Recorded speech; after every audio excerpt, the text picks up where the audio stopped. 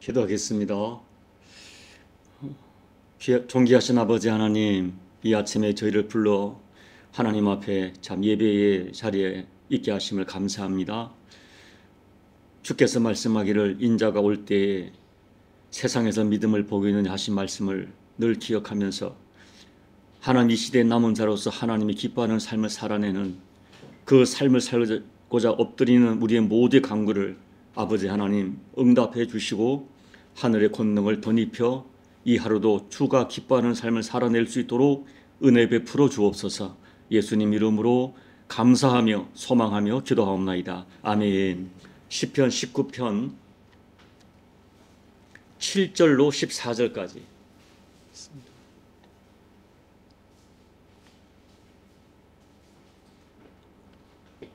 우리 천천히 합독하겠습니다. 여호와의 율법은 완전하여 영혼을 소성시키며 여호와의 증거는 확실하여 우둔한 자를 지혜롭게 하며 여호와의 교훈은 정직하여 마음을 기쁘게 하고 여호와의 계명은 순결하여 눈을 밝게 하시도다. 여호와를 경외하는 도는 정결하여 영혼까지 이르고 여호와의 법도 진실하여 다 의로우니 금 곧 많은 순금보다 더 사모할 것이며 꿀과 송이꿀보다 더 달도다. 또 주의 종이 이것으로 경고를 받고 이것을 지킴으로 상이 크니이다. 자기 허물을 능히 깨달을 자가 누구리요? 나를 숨은 허물에서 벗어나게 하소서. 또 주의 종에게 고의로 죄를 짓지 말게 하사 그 죄가 나를 주장하지 못하게 하소서. 그리하면 내가 정직하여 큰 죄가에서 벗어나겠나이다. 나의 반석이시오 나의 구속자이신 여호와여, 내 입의 말과 마음의 묵상이 주님 앞에 연락되기를 원하나이다. 아멘. 이 땅에 인간들이 짓는 죄로 인한 고통, 비극은 모두가 하나님을 바로 알지 못하기 때문에 일어나는 것입니다. 하나님을 정말 안다면 그럴 수 없는 일들이 많이 있는 것입니다. 한 사람이 하나님을 진정으로 바로 알게 되면 가장 먼저 내가 누구인지를 알게 되고 자기의 정체성을 바로 알게 되면 자기 인생을 살아가는 인생의 삶의 내용과 방향이 달라지게 될 것입니다. 그래서 한 인간에게 가장 위대한 지식은 하나님을 아는 지식입니다.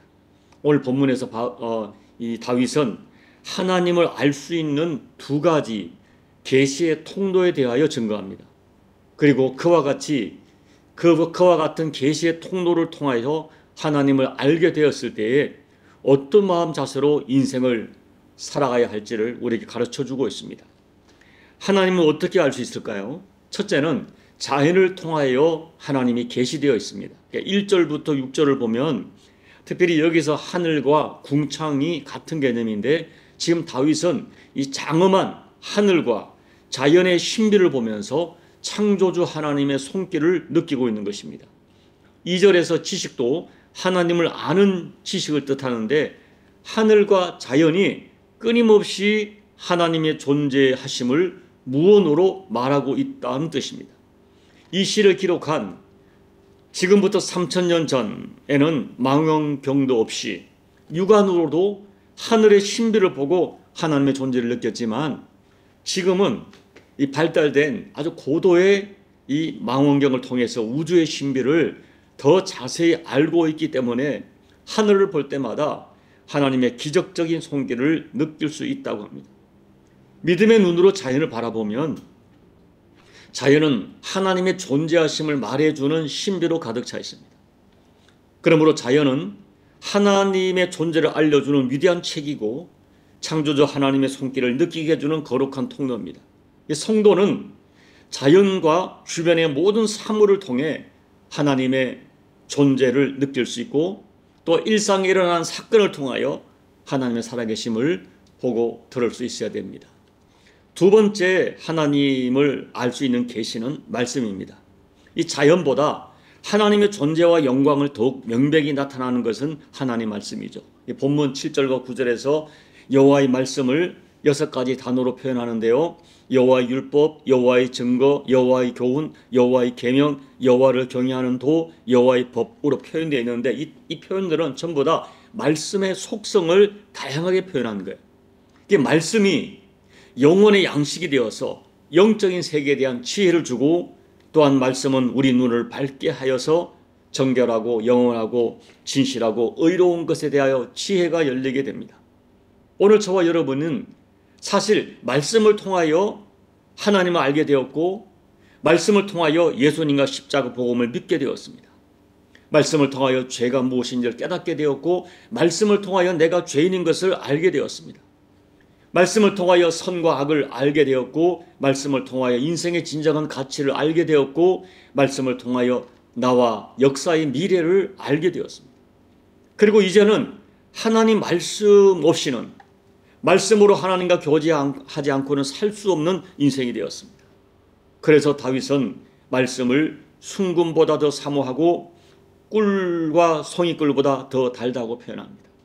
안타까운 것은 많은 성도들이 이 말씀의 단맛을 알지 못합니다. 여전히 세상의 단맛에 길들여 있어서 염려스럽습니다. 그러나 부인할 수 없는 진실, 진짜 하나님을 만난 사람들은 말씀 없이는 살 수 없습니다. 말씀을 듣지 않고 말씀에 인도함 받지 않고는 살 수가 없어요. 그리고 하나님 주시는 말씀의 단맛을 분명히 경험합니다. 또한 11절 말씀처럼 신실한 주의 종들은 말씀으로 경고를 받아 자기를 지키고 하나님 말씀을 지킴으로 하늘의 상을 받습니다.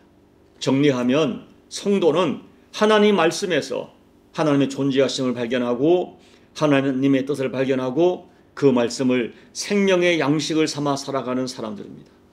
그렇다면 이렇게 자연 만물과 하나님 말씀에서 하나님의 살아계심을 발견한 사람들은 어떻게 살아가는 사람들일까요? 자연과 하나님 말씀에서 하나님의 존재하심과 살아계심을 발견한 다윗은 다음과 같은 소원을 가지고 살게 되었어요.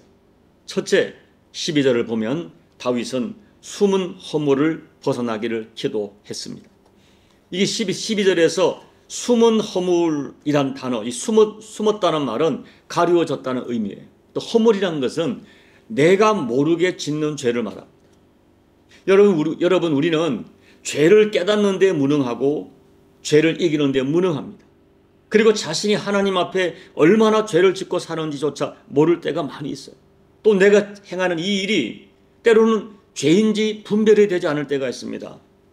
그래서 이 다윗은 기도하기를 하나님, 숨은 허물, 내가 알지 못하는 허물, 가리워진 허물에서조차도 벗어나게 해달라고 기도합니다.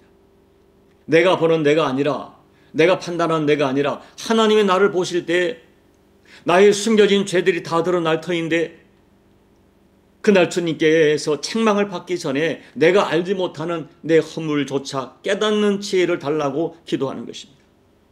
사랑하는 여러분, 오늘 저와 여러분들도 성령님께서 하나님 말씀으로, 말씀을 읽을 때 말씀으로 나의 숨겨진 허물을 지적하실 때 즉시 하나님 앞에 깨닫고 통회하고 고백하고 회개하는 은혜가 있기를 소망합니다.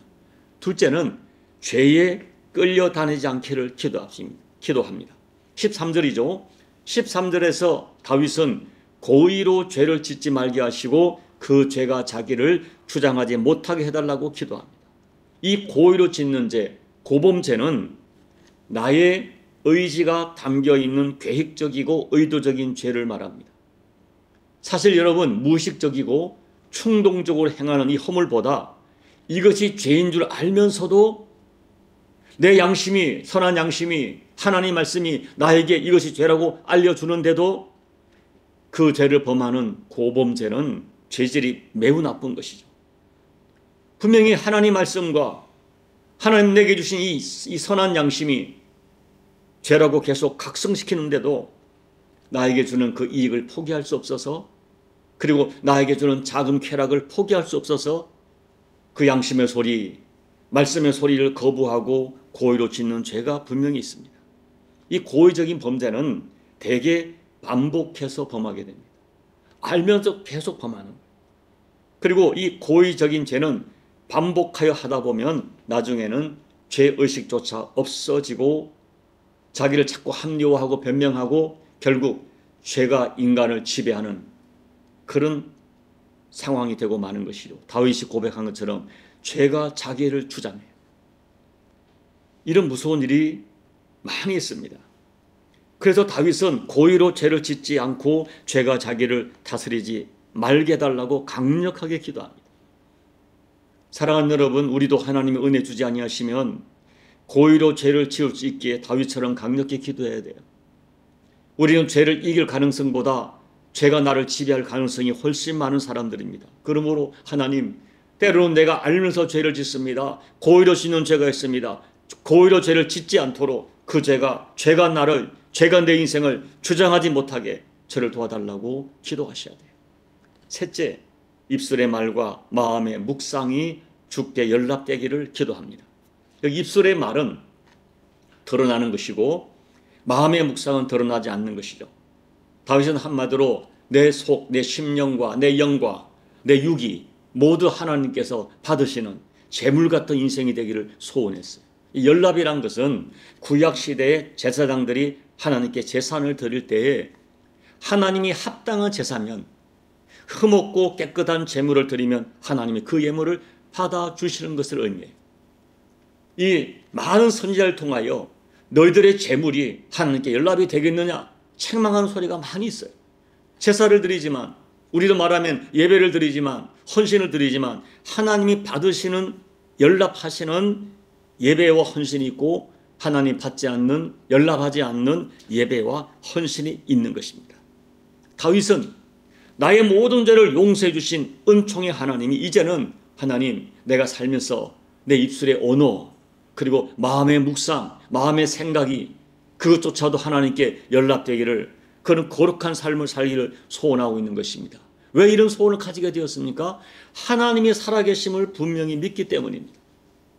자, 그렇다면 여러분, 오늘 저와 여러분, 내 마음속에 있는 생각, 묵상, 과연 하나님께 연락될 수 있겠으며, 우리가 사용하는 이 언어, 입술의 언어, 모든 말들이 하나님께 과연 연락될 수 있을까요?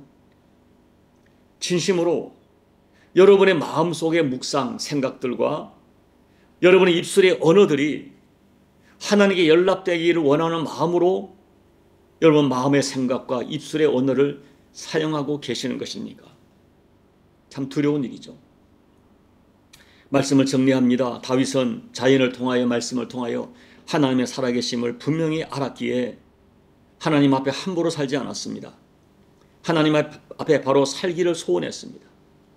물론 여러분, 다윗이 완벽한 사람은 아니었어요. 우리도 완벽하지 못합니다.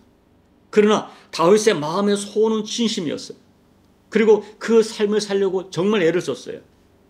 하나님, 내가 알지 못하는 사이에 짓는 이 죄조차도 깨닫게 해주십시오. 그리고 내가 이 뿌리 깊은 죄성 때문에, 이 죄인 줄 알면서도 어떤 이익 때문에, 쾌락 때문에 짓는 고범죄가 내 인생을 주장하지 못하도록 소망합니다. 그리고 하나님, 내 입술의 말과 마음의 생각까지 하나님께 연락되기를 소망합니다. 여러분, 누구도 부인할 수 없는 진실이 있어요. 정말 하나님의 살아계심을 믿는다면, 예수님의 살아계심을 믿는다면 함부로 살지 못할 것입니다. 물론 우리는 믿음을 가지고 있으면서도 평생 죄에서 자유로울 수는 없습니다. 그럼에도 불구하고 하나님께 대한 분명한 바른 지식이 있는 사람은 죄에게 자기를 쉽게 내어주지 않습니다. 로마서 7장의 그 통곡을 하면서, 로마서 7장의 그 한탄을 하면서도 죄와의 싸움을 끝까지 싸워가는 것입니다. 그리하여 점점 성화된 모습으로 살아가고, 이 다윗의 소원처럼 마음의 생각과 입술의 언어까지 성화되어 주님께 연락되는 삶을 살게 될 것입니다. 하나님을 아는 바른 지식은 반드시 바른 신앙생활과 바른 삶으로 나타나야 하는 것입니다.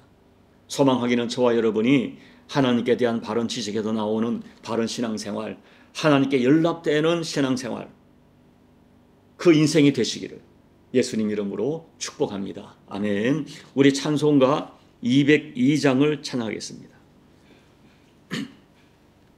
하나님 아버지 주신 책은 귀하고 중하신 말씀일세, 기쁘고 반가운 말씀 중에 날 사랑한단 말 참 좋도다.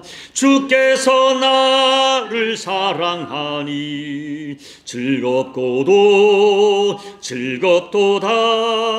주께서 나를 사랑하니 나는 참 기쁘다. 구속의 은혜를 저버리고 어긋난 딴 길로 가다가도 예수의 사랑만 생각하면 곧 다시 예수께 돌아오리. 주께서 나를 사랑하니 즐겁고도 즐겁도다. 주께서 나를 사랑하니 나는 참 기쁘다. 구주의 영광을 바라보며 예수의 이름을 찬양하리. 영원히 찬양할 나의 노래 예수의 이름이 귀하도다. 주께서 나를 사랑하니 즐겁고도 즐겁도다. 주께서 나를 사랑하니 나는 참 기쁘다. 주 예수 날 사랑하시오니 나 또한 예수를 사랑하네. 날 구원하시려 내려오사 십자가 위에서 죽으셨네. 주께서 나를 사랑하니 즐겁고도 즐겁도다. 주께서 나를 사랑하니 나는 참 기쁘다. 주 예수 날 사랑하시오니 마귀가 놀라서 물러가네. 주 나를 이렇게 사랑하니 그 사랑 어떻게 보답할까. 주께서 나를 사랑하니 즐겁고도 즐겁도다. 주께서 나를 사랑하니 나는 참 기쁘다. 하나님 아버지, 우리는 하나님 살아계심을 분명히 믿고 있고 심지어 하나님의 자녀됨을 믿고 있고 또 예수님의 살아계심과 주님이 내게 베푸신 십자가 사랑이 어떠함을 믿고 있고 고백하고 찬양하는 사람들입니다. 하나님 아버지, 이 믿음이 분명할진데 남은 생에 하나님께서 원하시는 삶이 무엇인가를 분별하면서 내게 주신 여호와의 은혜를 무엇으로 보답할고 내게 주신 주님의 은혜를 무엇으로 보답할고 거룩한 소원으로 살게 도와주시고 우리 마음의 묵상과 입술의 언어까지 하나님께 연락되기를 원하는 아름다운 소원으로 살아 내 삶을 통하여 내 언어를 통하여 내가 믿는 예수를 증거하는 우리 모두가 될 수 있도록 하나님 이 새벽에 우리의 심령을 결단시켜 주시옵소서. 예수님 이름으로 간절히 소원하며 기도하옵나이다. 아멘. 오늘 말씀 다윗의 결단이 저와 여러분의 결단이 되길 소원합니다. 이 소원을 가지고 간절히 기도하시고 또 교회를 위하여 나라와 민족을 위하여 또 다시 오실 주님을 위하여 기도하시고 여러분 각자의 개인 기도로 예배를 마무리하시고 돌아가시기 바랍니다. 기도하겠습니다. 하나님 아버지, 우리는 아버지 하나님이 너무나 큰 사랑을 받은 자들입니다. 예수님의 십자가 사랑을 받은 사람들이고 믿고 있는 사람들인데 하나님, 이 믿음이 참이라면, 우리의 믿음이 참이라면 이 믿음에 합당한 삶을 살게 도와주십시오. 아버지, 소원합니다. 끊임없이 나를 무너뜨리는 죄와의 싸움을 피 흘리기까지 감당하게 도와주시고 때로는 넘어지고 때로는 아버지 앞에 아픔을 드리지만 하나님 없이는 살 수 없는 소원을 가지고 다시 일어나 회개하며 주께서 말씀하시기를 너희 죄가 조언 같을지라도 너희 대화가 진원 같을지라도 내게 와서 변론하고 회개하면 흰눈같이 양털까지 희게 해주의 약속의 말씀을 붙들고 다시 일어나 하나님 앞에 회개함으로 우리의 삶을 살아가게 도와주십시오. 다윗처럼 소망합니다. 하나님 앞에 우리의 죄와 허물을 아버지 깨닫게 도와주시고 죄가 나를 주장하지 않도록 도와주시며 아버지 하나님이여 죄와의 거룩한 싸움을 통하여 아버지 죄를 이겨내고 끊어내고 내 마음의 묵상과 내 입술의 언어까지 아버지께 연락되는 그 삶을 살아낼 수 있도록 아버지 도와주시옵소서. 주여 주여, 우리의 소원이 우리의 마음의 기도가 우리의 묵상이 하나님께 진실하기를 원합니다. 아버지 하나님, 나와의 싸움을 이겨내게 도와주시고 하나님 아버지, 정말 죄가 나를 주장하지 않도록, 죄가 내 입술을 주장하지 않도록, 죄가 내 마음을 주장하지 않도록 여호와여 도와주시옵소서. 이 새벽에 이 다윗의 결단과 소망이 우리의 결단과 소망이 되어질 때에 아버지 점점 하나님 보시기에 아름다운 삶으로 살아가 하나님 아버지 넘어지고 쓰러져 다시 일어나 이 소원을 가지고 걸어갈 때에 하나님이 기뻐하는 삶을 통하여 내가 믿는 아버지 하나님을, 내가 믿는 하나님 주 예수 그리스도를 증언하는 저들의 삶이 될 수 있도록 하나님 역사하여 주옵소서. 이 새벽에 우리 모두가 자신에게 정직하게 도와주시고 정직한 영혼을 나라를 바라보며 기도할 때에 아버지를 주시는 귀한 마음의 결단이 우리 모두에게 세워질 수 있도록 아버지 하나님 역사하여 주시옵소서. 아버지